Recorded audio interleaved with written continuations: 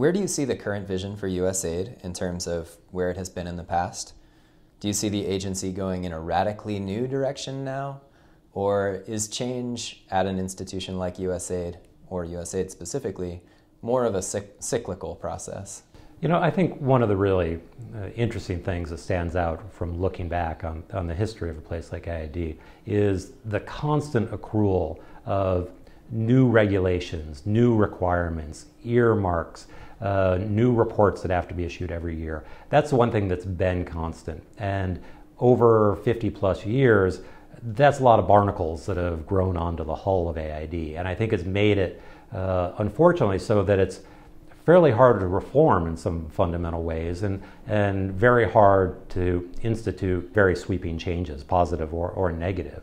And I think that was one of the things that really pushed the Bush administration to create both PEPFAR, a massive HIV/AIDS initiative, and the Millennium Challenge Corporation, both outside of USAID, which in a lot of ways was shocking that you would have these two major foreign assistance initiatives created totally outside of USAID.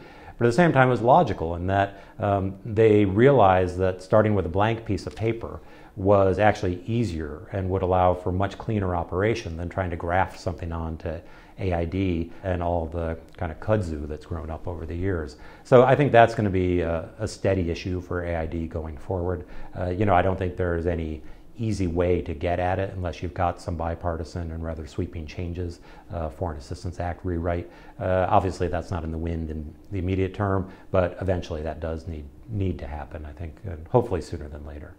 I think one of the other things that really stands out, particularly from Raj Shah's tenure, is the effort to move more procurement locally. And to do more through local partners, NGOs, civil society, governments, local contractors. Obviously that was an issue that generated considerable controversy here in Washington. And I think part of it was just the fact that more than 90% of aid grants and contracts were going through Washington or US-based institutions. And I think that number is very high by any accounting. So if you were to assess Raj Shah within the broad pantheon of USAID administrators, where does he rank in your opinion? I think he's had a solid record as somebody who knows about development, who cares about development, has been an active administrator.